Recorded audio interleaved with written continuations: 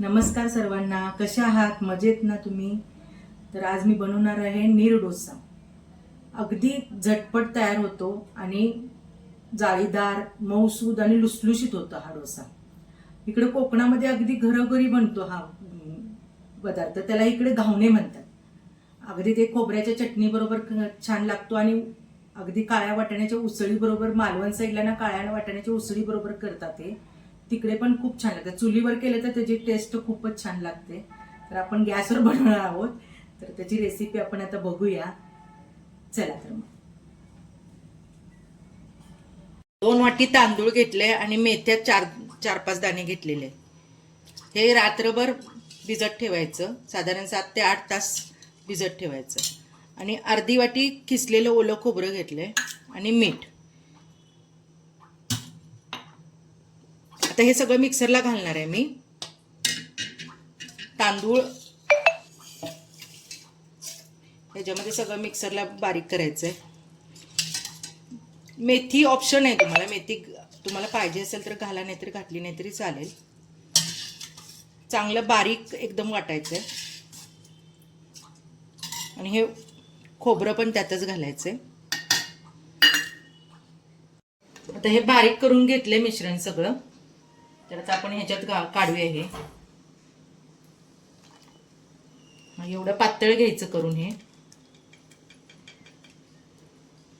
तर त्याच्यामध्ये आपण मीठ घालणार आहोत.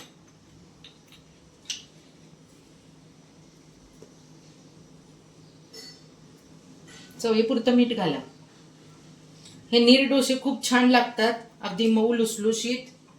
करून बघा एकदा तुम्ही. कोकणात घरोघरी हे पदार्थ बनवतात. पातळ झालं पाहिजे ते मिश्रण. तर तवा घेतलाय मी, गरम होऊ दे.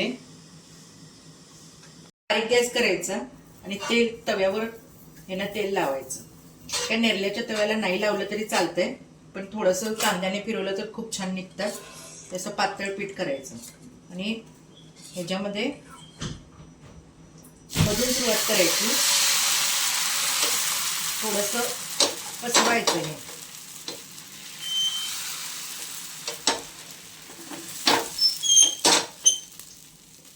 आता 2 मिनिटांनी झाकूया आपण याला.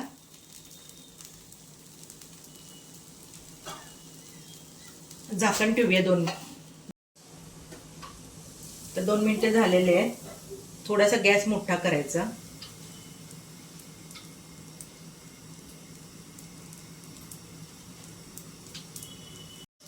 आता झालेलं आहे.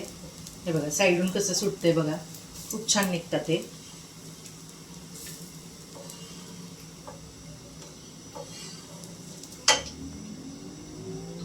तयार झालाय गरमागरम. या खायला सर्वजण. आता बघूया टेस्ट कशी लागते त्याची आपण. चला, आता हे घावणे तयार झालेत. नीर डोसा म्हणा किंवा घावणे म्हणा तुम्ही, हे तयार झालेत. तर त्याची टेस्ट कशी लागते ते आपण बघूया. तुम्ही पण नक्की घरी करून बघा, तुम्हाला पण आवडेल. अगदी झटपट तयार होते.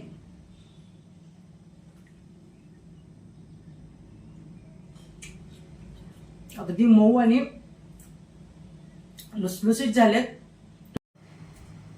खूप छान लागतोय. तर तुम्ही नक्की ट्राय करून बघा.